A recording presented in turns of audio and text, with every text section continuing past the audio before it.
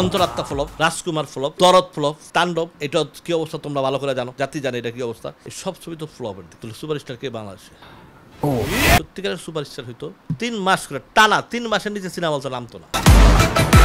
সাকিবিয়ানের যারা ভক্ত আছে তারাই তো কাণ্ড পছন্দ করে নাই, তারা টুকির কেমনে দেখবো তারা। যারা এই ছবির যারা প্রডিউসার তারা 30 জন লোক করে হরে বাড়ায়, তারাই প্রচারণা করে, তারাই হই হুল্লোড় করে, ঠিক আছে, তারাই হিসাব নেয়, তারাই সব করে।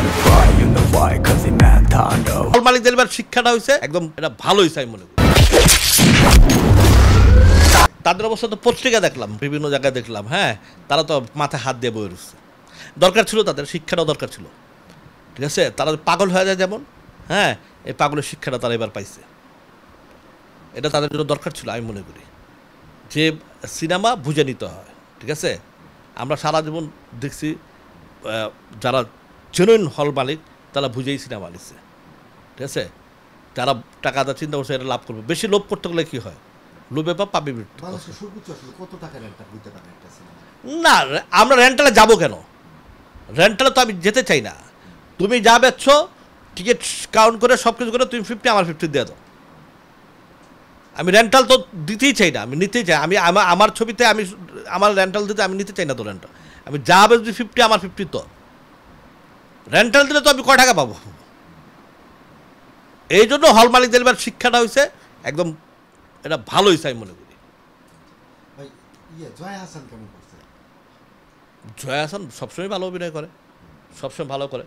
জয়াকে জয়ের অভিনয় ভালো লাগছে, জয়ের অভিনয় মোটামুটি খারাপ না, ভালো লাগছে।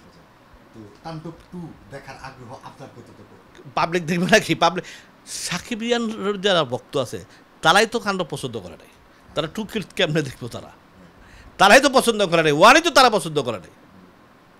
আমি তো তাদের সাক্ষাৎকার দেখি, তো অনেক সাক্ষাৎকার আমি দেখি, তারাই তো পছন্দ করে নাই, তো টু করতে আসছে না, ঠিক আছে। হ্যাঁ, নাই হয়ে গেছে। আমি বলি তো বাবু, আর কত তেলবাজি, আর তেলবাজি চলে না। এখন তো তেলবাজি করতেছে আমাদের এই যে মনে করো আবার কোম্পানি, আমি 20টা টিকিট দিয়ে দিলাম, নাটকের ছেলে মেয়েদের দিয়ে দিলাম, ওইখানে গেল, ওইখানে যায় তারা একটু চামচামি করে এখন, ঠিক আছে।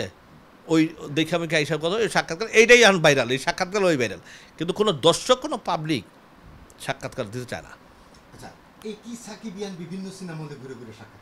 হ্যাঁ, একই এবং একই না। আমি এটা আমাকে এক হল মালিককে বলছে, এটা বলছে, হ্যাঁ, এই যারা এই ছবির যারা প্রডিউসার তারা 30 জন লোক করে হরে বাড়ায়। আমার এক হল মালিক বলছে এটা, হ্যাঁ, যে পাঠায়, তারাই সাক্ষাৎকার দেয়, তারাই প্রচারণা করে, তারাই হই হুল্লোড় করে, ঠিক আছে, তারাই হিসাব নেয়, তারাই সব কিছু করে, ঠিক আছে।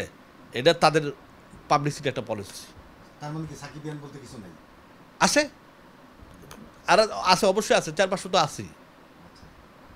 আচ্ছা, তার মানে সাকিবিয়ানদের সংখ্যা হচ্ছে 4-500? হ্যাঁ, সারা জীবন বলছি এটা, সারা জীবন বলবো এই সত্য কথা। আমি তুই এতগুলো হারা এত কর্মসূচি দিছে, এত কিছু করছে, 30 জনের লোক বেশি তারা হয়েছে, তাদের দেখছো কোথাও?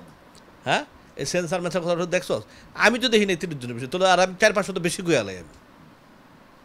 আচ্ছা, যদি মানে বাংলাদেশের একমাত্র সুপারস্টার সাকিব খান, হ্যাঁ, বা একমাত্র পছন্দের তালিকা হল মালিকদের, সাধারণ দর্শকদের, ওর ছবি যদি এভাবে ফ্লপ হইতে থাকে, পাইরেসি হইতে থাকে, হ্যাঁ, তাইলে আসলে আমাদের চলচ্চিত্রের ভবিষ্যৎ কি?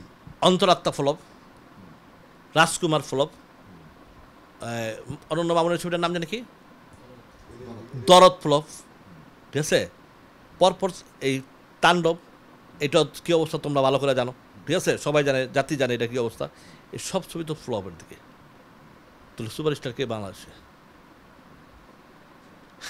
আমি এটা হাসি, তোরা যখন বলস তখন আমি হাসি, ঠিক আছে। যদি সত্যিকারের সুপারস্টার হইতো তাহলে অন্তরাত্মা, বরবাদ, রাজকুমার, তাণ্ডব, এটি 3 মাস করে সিনেমা হলে চলতো। দরদ 3 মাস করে টানা, 3 মাসের নিচে সিনেমা হলতে নামতো না। তুলে সুপারস্টার, তুলে অরিজিনাল সুপারস্টার। তা আমার ছবি 15 দিন 1 মাস পরেই নামায় দেয়। আমি তো বললাম, চ্যালেঞ্জ করলাম, যা উজ্জ্বল ভাই সাক্ষাৎকারটা নাও, জিজ্ঞেস করো নসিব কত বছর চলছিল, যা জিজ্ঞেস করো। আমি কেন, যে কোনো মানুষকে জিজ্ঞেস করো নসিব কত বছর, মেগা স্টার কাকে বলে, উজ্জ্বল সাহেবকে বলে। 1 বছর নিচে নসিব নামে নাই। উসিলা উজ্জ্বল সাহেবের ছবিগুলা কি ছিল একটু খবর নেওয়া দেখো।